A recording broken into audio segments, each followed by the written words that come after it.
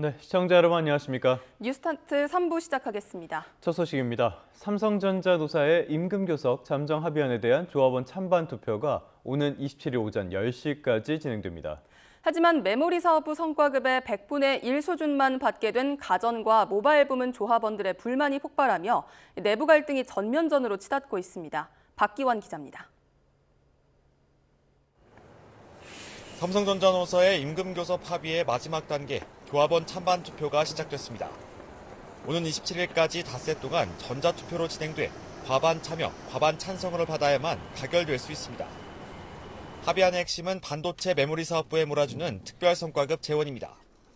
메모리 사업부는 1인당 평균 6억 원을 받고 적자를 낸 파운드리와 시스템 LSI 사업부도 1억 6천만 원의 성과급을 거머쥐게 됩니다. 하지만 가전과 모바일 부문은 흑자를 냈음에도 올해 600만 원만 받으면서 성과급 격차가 최대 100배에 달합니다. 비메모리와 완제품 부문 조합원들의 거센 분노가 일어난 이유입니다. 노조 게시판에서 약속보다 적은 성과급을 받게 된 파운드리 사업부는 버려줬다는 원성을, 가전 사업부는 반도체만 챙기냐는 불만이 터져나왔습니다. 적자인 파운드리 사업부는 또 주는데 흑자인 DX 부분에는 600 정도만 준다는 게 너무 허탈하고 믿고 노조 가입했는데 회사보다 더 못된 행포 저희 직원들을 배신한 것 같습니다. 설상가상으로 노노 갈등은 투표권 박탈 공방으로 번졌습니다. 반도체 중심인 초기업 노조는 가전 모바일 중심의 동행 노조가 이달 초 교섭단을 이탈했다는 이유로 투표권을 주지 않겠다고 통보한 것입니다. 앞서 잠정 합의가 발표된 뒤 DX 부문 직원들이 반대표를 던지기 위해 노조 가입 행렬이 잇따라 홈페이지가 다운되기도 했는데 아예 투표 자체를 차단한 셈입니다. DX 부문 직원들을 중심으로 새 결집도 나타났습니다. DX 부문 중심 노조 가입자가 하루 만에 1만 명 넘게 늘어난 데 이어 직접 반대 입장을 표명하고 나섰습니다. 분노한 일터의 노동자들은 민주적인 심판을 위해 우리 동행 노조로 대거 결집했습니다. 정체 노동자의 단결된 힘으로 이번 잠정 합의안의 독선적 폭거를 반드시 저지할 것입니다. 초기업 노조 조합원 7만 명 대다수가 대부분 반도체 사업 부문 소속인 만큼 합의안 자체는 무난히 가결될 전망입니다. 하지만 100배의 격차가 남긴 원삼성 내부의 깊은 감정의 골은 앞으로 노사 교섭이 진행될 때마다 더 깊어질 수밖에 없을 것으로 보입니다. YTN 박견입니다. 삼성전자는 그간 총파업쟁의 과정에서 제기된 고소 고발을 모두 취하하기로 노조와 합의하면서 내부 갈등 봉합에 주력하고 있습니다.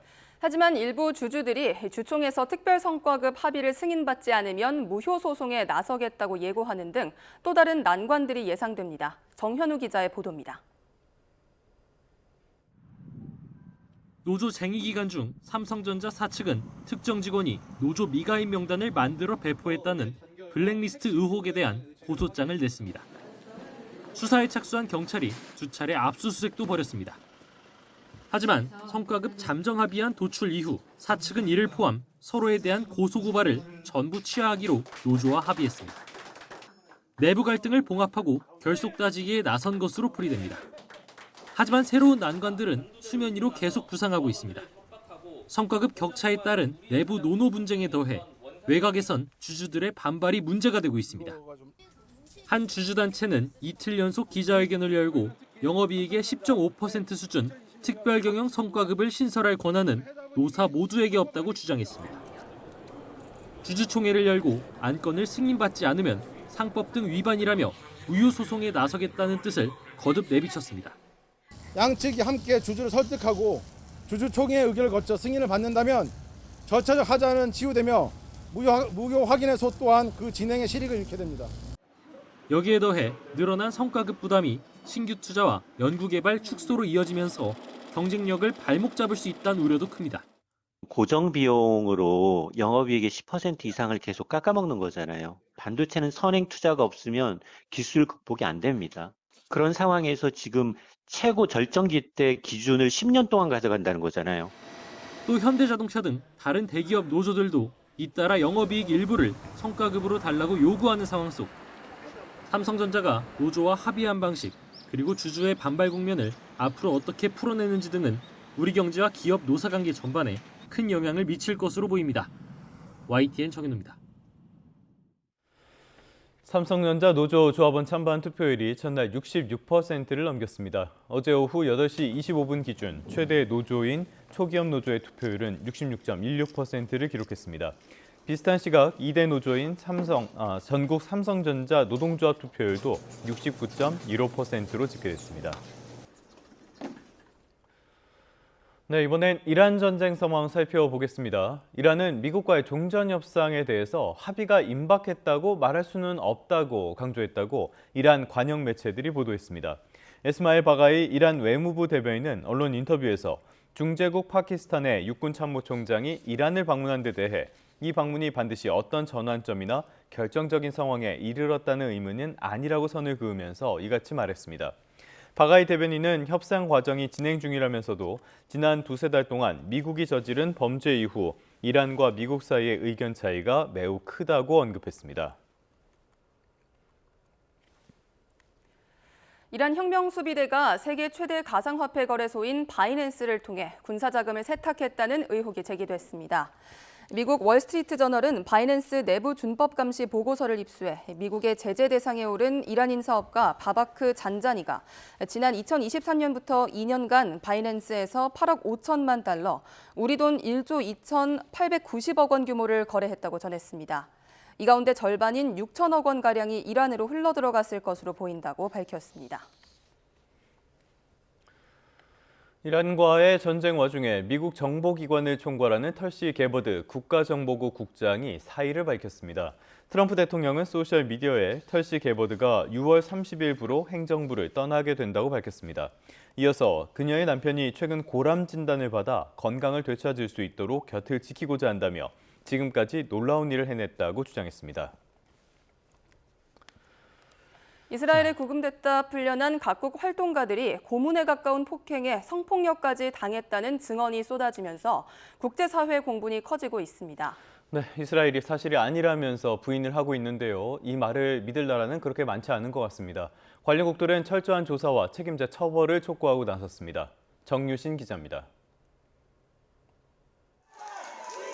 이스라엘에서 구금됐다 풀려난 가자지구 구호 활동가들이 공항에 도착해 안도의 눈물을 흘립니다. 각국 활동가들은 무릎을 꿇고 장시간 구타 등 가혹행위를 당하거나 전기 충격기로 고문을 받아 뼈가 부러지기도 했다며 이스라엘군의 만행을 앞다퉈 증언했습니다. We have been beaten, every single one of us has been beaten with electric shocks. We have all over our body. We have bruises. Many people have broken ribs. Many people cannot walk. 일부 여성 활동가는 성폭력까지 당했다고 증언해 국제사회 공분이 커지고 있습니다. Moi, j'ai subi des violences sexuelles et des attouchements sexuels et des violences. J'ai été frappée, giflée, touchée, mis des coups de genoux dans les côtes, on m'a tiré les cheveux, on m'a traumatisée pendant des heures. 가자 구호 손단 측은 SNS를 통해 현재까지 성폭행을 포함해 최소 15건의 성폭력 사례가 신고됐다고 밝혔습니다. 이스라엘 당국은 활동가들의 성폭력 주장은 거짓이라며 부인했습니다. 유럽 주요 국가들은 이스라엘의 전쟁 범죄를 비난하며 진상을 밝히라고 촉구했고 미국도 비판 대열에 가세했습니다. 이탈리아 당국은 불법 나치의 고문, 성폭력 범죄 수사를 검토하고 있습니다. Io per fortuna ho preso solo qualche calcio e ho solo i segni delle manette, ma c'è stato chi ne ha prese molto più di me. 네타냐후 총리는 장관에게 책임을 돌리며 수습에 나섰지만 유엔은 고문 등이 드러날 경우 국제법에 따라 책임자 처벌이 필요하다고 밝혔습니다. YTN 정준입니다.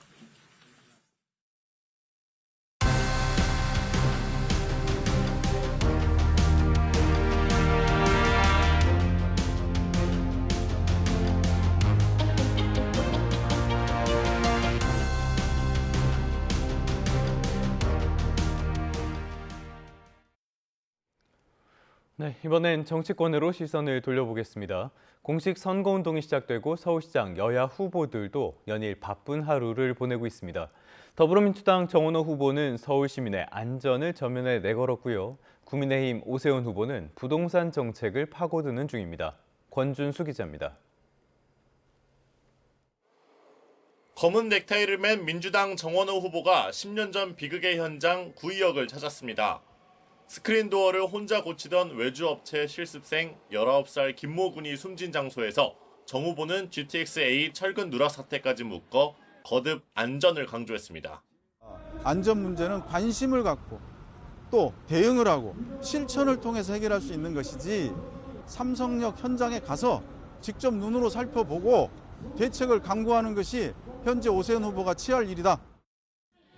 이어 곧바로 부동산 민심을 두드렸습니다. 정비사업이 지연돼 피로감이 쌓인 노원구 상계동을 찾아 착착 개발로 강북을 속도감 있게 탈바꿈시키겠다고 약속했습니다. 오세훈 시장 재건축 사업 속도 못 내고 있습니다. 정원호가 착착 개발로 재건축 사업 착착 해결하겠습니다. 오세훈 국민의힘 후보는 한강벨트를 돌며 전세와 월세, 매매, 트리플 강세로 시민이 고통받고 있다며 부동산 해법은 닥치고 공급이라고 강조했습니다. 성수 전략정비구역과 신속통합기획사업지 등을 잇따라 방문하며 오세훈표 개발 성과를 내세웠습니다. 제가 시장으로 돌아와서 시공사 선정하고 지금 한창 진도 나가고 있죠? 네! 속도가 나고 있죠? 네! 사람 바뀌니까 이렇게 바뀌죠? 네! 오 후보는 행당 7구역의 아기씨 굿당 피해 주민들을 만나 정원호 후보가 이끌던 성동구청의 행정 무능을 정조준했습니다.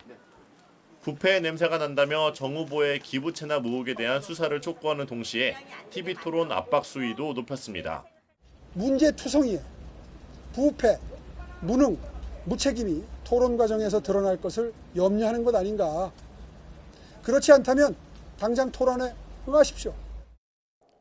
서울에서 가장 폭발력 높은 부동산과 안전 이슈를 중심에 두고 여야 후보는 상대의 약점을 파고드는데 안간힘을 쓰는 모습입니다. YTN 권준수입니다. 공식 선거운동 이틀째 거대 양당 대표 그리고 원내대표도 핵심 지역을 방문해 투트랙 지원 유세에 나섰습니다. 더불어민주당은 정부 여당 프리미엄을 강조했고 국민의힘은 민주당의 갑질과 내로남불을 심판해달라고 주장했습니다. 양동훈 기자입니다. 더불어민주당 정청래 대표는 새벽같이 충북 청주와 충주를 찍고 곧장 강원도 동해안으로 달려갔습니다. 강릉부터 충북, 호남을 연결하는 강호축 철도망 구축을 전폭 지원하겠다며 공약 실천 TF로 뒷받침하겠다고 약속했습니다. 명칭 6.3 지방선거 충북 공약 실천단. 요거는 제가 사인하면 바로 이 즉시 가동이 됩니다. 국민의힘 장동혁 대표는 여의도 선대위 회의에서 삼성전자 협상에 민노총 장관을 보내 노조 뜻대로 조폭 방식의 합의를 끌어냈다며 이재명 정부를 비판했습니다. 경기 남부 지원 유세에서도 민주당 후보들의 갑질과 사생활 등을 까발리며 기울어진 대한민국을 바로잡기 위해 국민의힘에 힘을 실어달라고 강조했습니다. 마음 편히 떠날 수 있도록 한 표도 줘서는 안 됩니다. 민주당의 갑질과 내로남불 이번 선거에서 확실하게 심판해야 합니다. 양당 원내대표들은 불안한 텃밭으로 향했습니다. 민주당 한병도 원내대표는 무소속 김관영 후보 새머리가 거센 전북을, 국민의힘 송원석 원내대표는 진보 단일화로 승리를 장담하기 어려워진 울산을 각각 찾았습니다.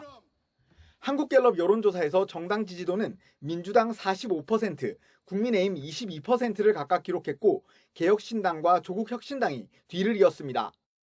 오는 6월 3일 지방선거에서 여당 후보가 많이 당선돼야 한다는 응답은 46%, 야당 후보가 많이 당선돼야 한다는 응답은 33%, 모름, 무응답은 21%로 집계됐습니다. 드러난 여론조사로는 민주당이 우세해 보이지만 그 격차는 좁혀지는 추세입니다. 수도권과 중원, 영남권 등 주요 경합지들을 두고 여야 발걸음은 더 빨라질 전망입니다. YTN 양동훈입니다.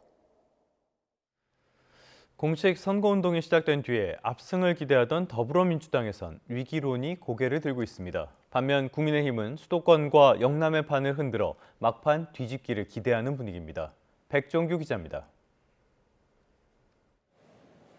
공식 선거운동 첫날 민주당 정청래 대표가 처음 찾은 곳은 최대 승부처 서울입니다. 내란을 척결한 희망찬 대한민국을 6월 3일에 꼭 배달하고 싶다며 한 표를 호소했는데 서울을 선택한 건 최근 좁혀지는 여야 후보의 지지율 격차와 무관치 않습니다. 좁혀진 건 사실인데 승리하기에는 넉넉하진 않지만 큰 문제는 없다고 봅니다. 선거 전 초반 16개 광역단체장 가운데 경북만 빼고 15곳을 이기는 싹쓸이 전망까지 나왔지만 최근 보수층 재결집과 호남의 이상 징후 등으로 서울시장 선거도 안심할 수 없다는 기류가 감지되고 있습니다. 실제로 정당 지지율 조사를 보면 지난달 넷째 주 민주당과 국민의힘의 지지율 격차는 30%포인트 넘게 벌어졌지만 최근에는 20%포인트대까지 좁혀졌습니다. 이 때문에 낙관론에 선을 그으며 거듭 겸손과 낮은 자세를 강조하고 있습니다. 항시 낮은 태도와 겸손한 자세로 국민 속으로 들어가 주시기를 바랍니다. 12대 5로 패배했던 4년 전 광역단체장 선거를 거론하며 내부 단속에도 나섰습니다. 우리의 후보들이 이 현직 단체장에 도전하고 있는 것입니다. 정말로 낮은 자세로 더 겸손하게 시민과 소통하면서 반면 국민의힘은 보수 지지층 결집 흐름을 발판 삼아 공세 수위를 최고조로 끌어올리며 기세를 모으고 있습니다. GTX-A 삼성역 공사 구간 철근 누락 사태가 불거졌음에도 한강벨트를 중심으로 보수표가 결집하며 서울시장 선거가 초접전 양상으로 흐르고 있다는 여론조사 결과가 나오자 여권 때리기로 추격에 속도를 내겠다는 겁니다. 지도부가 역할을 나눠 여권 후보들의 도덕성 문제를 집중 공략하는 한편 민주당의 갑질과 내로남불 이번 선거에서 확실하게 심판해야 합니다. 공소 취소 문제를 고리로 이재명 정부 심판론을 강조하고 있습니다.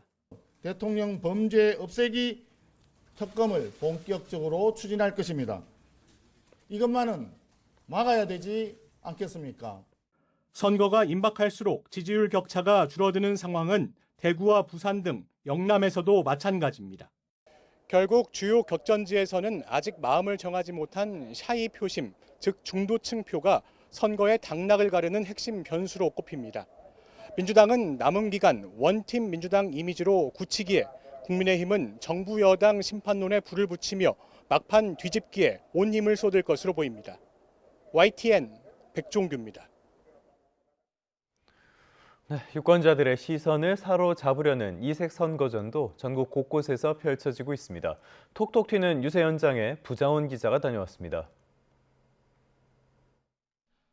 투표 대상만 7명에 달하는 이번 지방선거, 유권자들에게 이름 섭자를 각인시키기 위한 진검승부가 시작됐습니다. 제1조건은 튀어야 산다. 후보 이름을 딴 유세 전략이 대표적입니다. 충남 공주시의원 권경훈 후보는 직접 경운기를 몰고 나섰고 서철모 대전 서구청장 후보는 철모를 쓰며 시선을 사로잡았습니다. 내 이름이 철모라서 철모 쓰고 나온 서철모입니다. 강원도 의원 이무철 후보 유세장엔 슈퍼히어로 아이언맨이 등장해 눈길을 끌었고 옥천군 의원 안효익 후보는 국민의 짐을 함께 지겠다며 머슴 차림에 지게를 메고 유세에 나섰습니다. 뉴스를 멀리하는 젊은 세대를 겨냥한 짧은 영상 콘텐츠와 플랫폼으로 승부를 거는 후보들도 늘고 있습니다. 강삼영 강원교육감 후보는 소중한 한 표를 달라며 번지점프대에서 뛰어내리는 영상으로 화제를 모았습니다. 오영준 민주당 대구 중구청장 후보는 온라인에 자신의 위치를 실시간 공개하는 실시간 오영준 서비스를 선보였습니다. 유명 연예인들을 동원한 스타 마케팅도 단골 전략. 선거운동 첫날 더불어민주당 유세 현장에는 배우 전원주 씨가 깜짝 등장했는데 대표님, 전원주 선생님 대표님 보고 오셨는데 어디요? 여기 전원주 선생님 기다리고 아이고 안녕하세요. 특유의 엄근진 표정과 함께 엄지척 포즈로 시선을 모았습니다. 유권자들의 눈길을 사로잡기 위한 이색 홍보전이 더해지면서 선거 풍경이 한층 풍성해지고 있습니다. YTN 부장원입니다. 네, 이번엔 경제 뉴스 짚어보겠습니다. 정부 재정이 손실을 일부 부담하는 국민성장펀드가 출시 첫날부터 완판 기록을 세웠습니다. 이 펀드에 대한 기대감으로 코스닥 지수는 5% 가까이 급등했습니다. 윤태인 기자입니다. 인공지능과 바이오 등 첨단 전략 산업을 중심으로 민관이 함께 투자하는 국민참여형 국민성장펀드가 은행과 증권사 25곳에서 판매를 시작했습니다. 선착순이라 물량이 소진되면 조기 마감되는데 정부 재정이 손실을 일부 부담한다는 점에 가입자가 몰리면서 첫날부터 주요 금융사별로 완판 행렬이 이어졌습니다. 마이너스 17.5에서 20.8% 정도 피투자 펀드에 대해서 손실을 보전하기 때문에 고객님께서는 그 부분이 손실이 나도 나에게는 영원이거든요. 정부가 약 마이너스 20%까지 손실을 보전해주는 투자 상품이다 보니까 저희가 준비한 물량이 한 오전에랑 한 5시간 정도 만에 다 소진되어서 펀드 출시 열기는 시장 반응으로도 이어졌습니다. 코스닥은 이틀 연속 매수 사이드카가 발동하는 등 4.99% 오른 1160일의 급등세로 거래를 마쳤는데 국민성장펀드에 대한 기대감이 코스닥 상승세를 이끌었다는 분석입니다.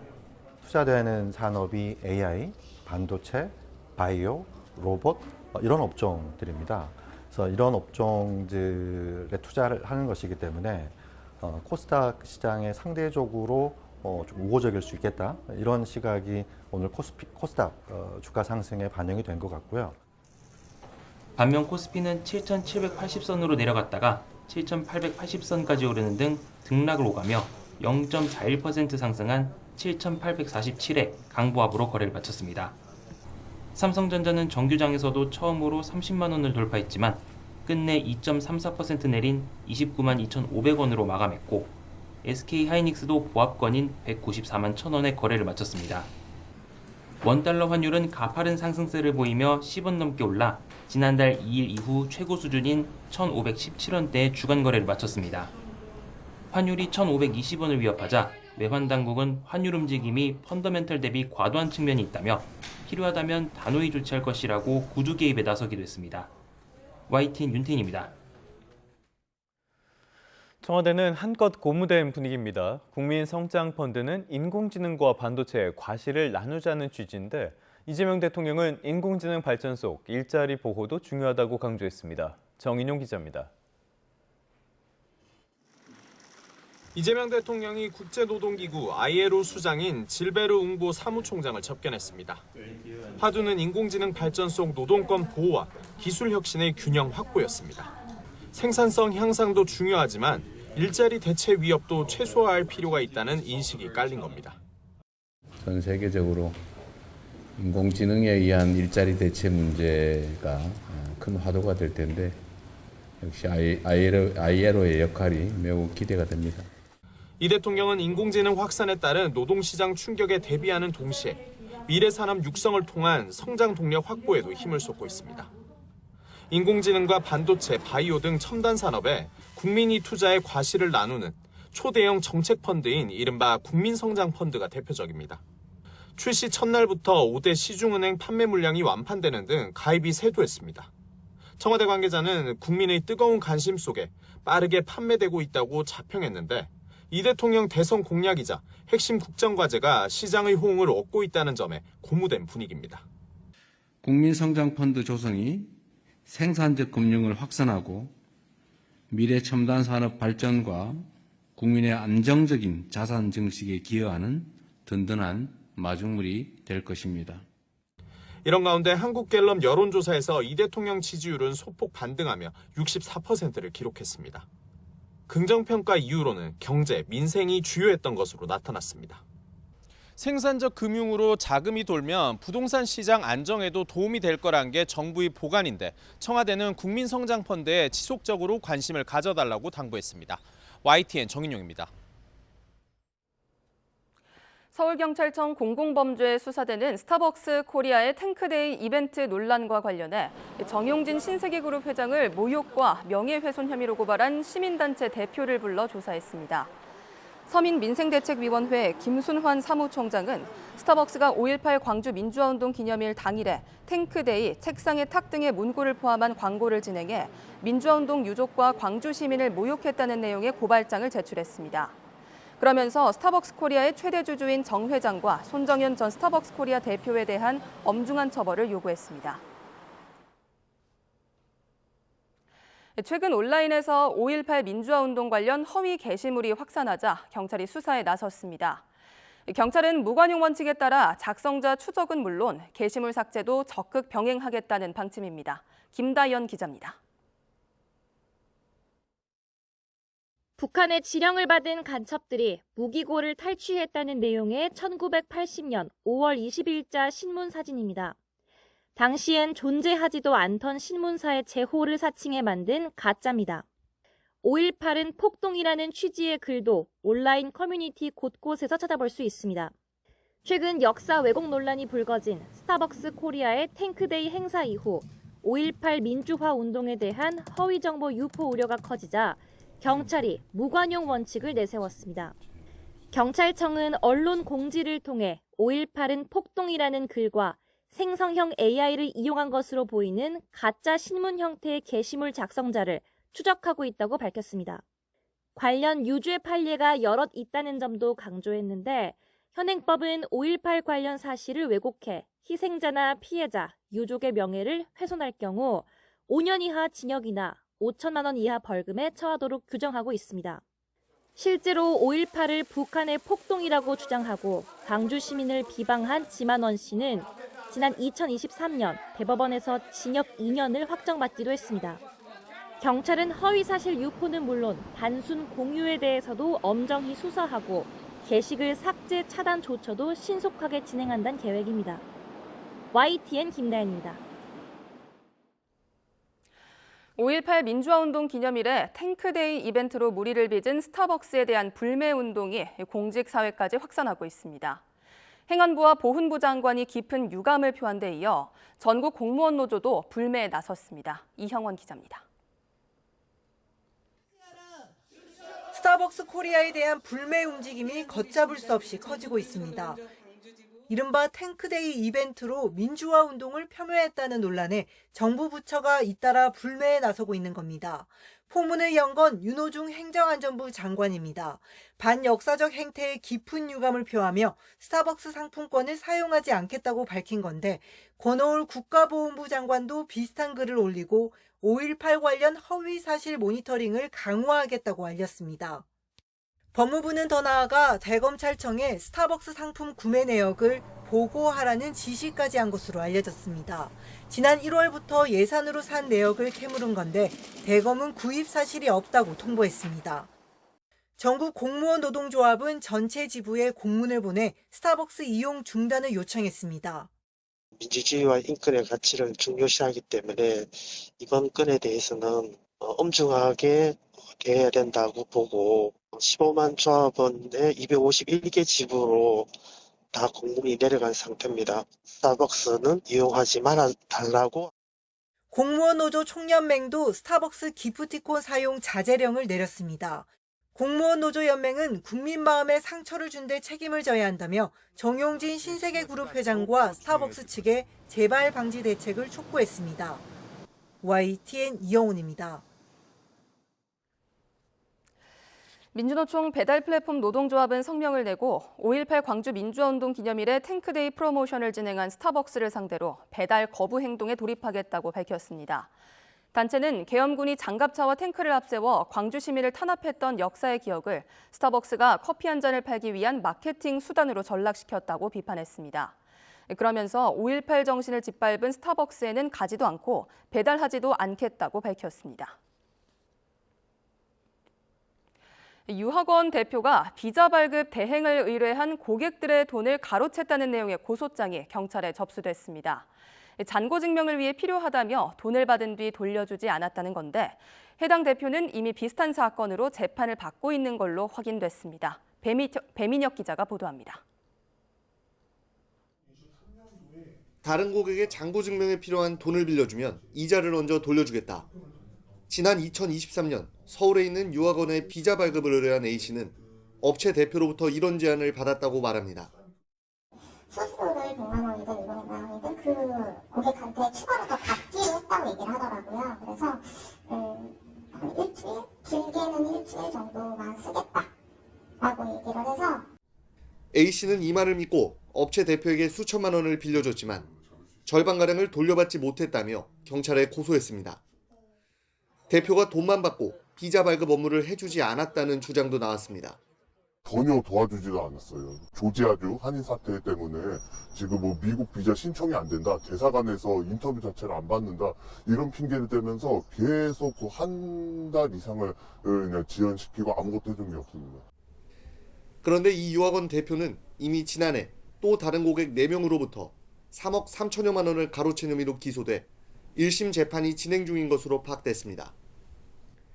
고객 본인의 잔고, 즉 재정증명을 위해서라거나 타인의 잔고증명을 도와달라며 돈을 받은 뒤 돌려주지 않은 사기 혐의입니다. 그런데 이뿐 아니라 같은 혐의로 진행된 또 다른 2건의 재판에서는 이미 징역형을 선고받고 항소심이 진행 중인 것으로 확인됐습니다. 다른 고객의 잔고증명을 도와달라며 4,500만 원을 받아 가로챈 혐의로 징역 4개월을, 또 다른 고객 2명에게서도 잔고증명 명목으로 1억 5천여만 원을 가로챈 혐의로 징역 1년을 선고받았습니다. 당시 재판부는 대표가 돈을 돌려줄 생각이나 능력 없이 개인적 채무 변제를 위해 돈을 가로챘다고 판단했습니다. 업체 대표는 YTN과의 통화에서 재작년 지인에게 5억 4천여만 원 투자 사기를 당해 돈을 돌려주지 못했을 뿐 사기의 목적은 없었고 모두 상환할 예정이라고 해명했습니다. 비슷한 피해를 봤지만 아직 신고하지 않았다고 주장하는 고객들도 있는 가운데 경찰은 고소인 조사 등 수사를 이어가고 있습니다. YTN 배민혁입니다. 제주의 한 요양병원 조리원 사망 사건과 관련해 유족 측이 직장 내 갈등 이후 병원 대응에 의문을 제기하고 있습니다. 특히 병원 측이 폭행 피해를 호소한 직원에게도 퇴사 가능성을 고지한 징계 결정문을 전달한 사실이 확인되면서 논란이 이어지고 있습니다. 고재형 기자의 단독 보도입니다. 숨진 조리원 A씨가 남긴 유서에는 조리실 내 갈등 상황과 함께 병원 측 대응에 대한 문제의식과 불만이 담긴 것으로 전해졌습니다. 유족은 지난 9일 A씨가 동료 직원에게 폭행당해 응급실에 이송된 뒤에도 병원 측의 보호 조치가 충분하지 않았다고 주장했습니다. 피해자가 명백하다고 보여지는데 본인이 가해자인 것처럼 병원의 조치나 계신 분들이 태도나 그런 것들이 엄마를 죽음으로 몰았다고 생각해요. 유족 측은 고인이 생전에 자신을 폭행한 직원과의 분리 근무를 수차례 요청했지만 이루어지지 않았다고 밝혔습니다. 특히 병원 측은 폭행한 직원에게 감봉 2개월 처분을 내리는 한편 A씨에게도 구두 경고 조치했습니다. 또 향후 같은 문제가 발생하면 양측 모두 퇴사 조치할 수 있다는 취지의 징계 결정문을 전달한 사실도 확인되면서 대응 적절성 논란이 커지고 있습니다. 피해자고 맞았고 병원을 다니고 있고 정신과 약까지 먹고 분리해달라고 그렇게 말하는 사람한테 다음에 또 이런 상황이 발생되면 너는 퇴사하겠다는 구두 조치가 그냥 너 나와 면담할 식으로 해서 이걸 통보했는데 이게 맞는 행정 조치냐는 거죠. 이에 대해 병원 측은 숨진 A씨와 해당 직원 간의 중재를 위해 노력했다는 입장입니다. 당시 내부 규정에 따라 양측 모두 면담을 진행했고 할 수 있는 절차를 밟았다고 해명했습니다. 처음에 중재하려고 했더니 뭐 전혀 안 돼버리니까 그렇다고 정리를 해야 되겠고 그렇다고 막 이렇게 해서 계속 끌고 갔으면 없는 거잖아요. 계속. 그러니까 원래 정리가 필요하다고 해가지고 제가 인사를 열어서 징계를 한 겁니다. 유족과 병원 측의 입장이 엇갈리는 가운데 직장 내 갈등 발생 이후 피해자 보호 조치가 적절하게 이루어졌는지를 둘러싼 논란은 이어질 전망입니다. YTN 고재영입니다. 이상 지질혈증은 동맥경화 등 심혈관 질환을 불러오는 병으로 스타틴 계열의 약들이 대표적인 치료제로 꼽힙니다. 다만 이 약이 부작용이 심하다는 오해 탓에 꺼리는 환자들도 많은데 전문가들은 약효가 좋아 복용하면 실익이 더 많다고 보고 있습니다. 김주영 기자입니다. 이상지질혈증은 전 세계 사망 원인 1위인 심혈관 질환을 발생시키는 가장 위험한 요인으로 꼽힙니다. 국내 성인 가운데 절반 가까이 이상지질혈증에 걸려있는 것으로 추정되고 환자 숫자만 1,200만 명이 넘습니다. 대표적인 치료제로는 스타틴 계열의 약들이 꼽히는데 시중에는 스타틴 부작용에 대한 우려도 적지 않습니다. 일부 전문의가 아닌 의사들은 당뇨, 치매 등 스타틴의 부작용이 심하다며 식이요법으로 이상 지질혈증을 고칠 수 있다는 주장을 내놓기도 합니다. 고지혈증 약의 효과는 지나치게 과장되어 있고 부작용은 지나치게 과소평가되어 있습니다. 혈관에 좋은 음식, 계란, 버터, 육고기, 비타민C. 이런 우려가 이어지면서 환자 가운데 30%는 의료진이 복용을 권해도 스타틴 치료를 망설이거나 거부한 것으로 조사되기도 했습니다. 물론 전문가들은 저림 증상이나 무기력증 같은 부작용이 나타날 수 있다고 말합니다. 하지만 대부분 그 정도가 심하지 않으며 속설처럼 위험성이 없던 사람에게 당뇨나 치매가 발생한다는 주장은 사실과 다르다고 설명합니다.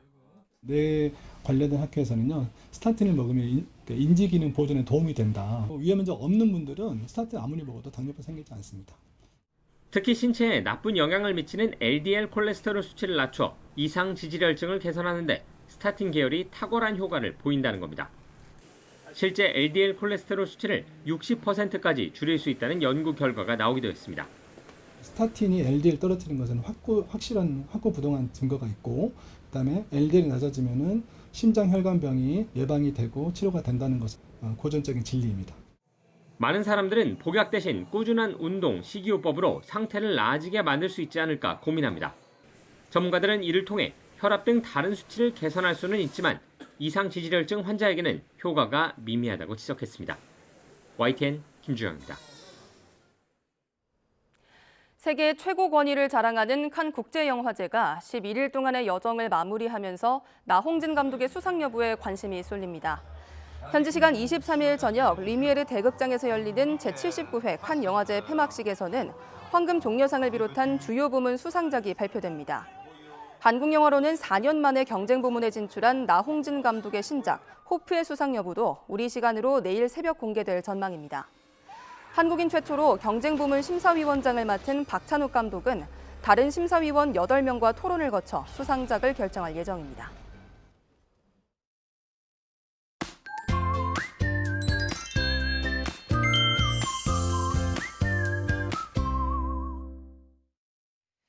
오늘부터 사흘간의 연휴가 시작됩니다. 연휴 첫날인 오늘 곳곳에 비 소식이 있습니다. 양은 5mm 미만으로 적겠고요. 대체 공휴일인 월요일은 밤부터 남부지방에 비 예보가 들어있습니다. 오늘 곳곳에서 낮까지 비가 조금 오겠고 강원산가는 오전까지 안개가 짙게 낄 것으로 보입니다. 오늘은 이맘때 봄 날씨입니다. 오늘 서울의 낮 기온은 23도로 따뜻하겠는데요. 내일은 28도, 대체 공휴일인 모레는 29도까지 올라서 다시 여름 더위가 찾아오겠습니다. 현재 기온 살펴보겠습니다. 서울 16.3도, 대구가 16.4도고요. 낮 기온은 서울이 23도, 청주 23도, 대구 22도로 예상되고 있습니다. 다음 주 화요일에는 전국적으로 비 소식이 들어있습니다. 날씨였습니다.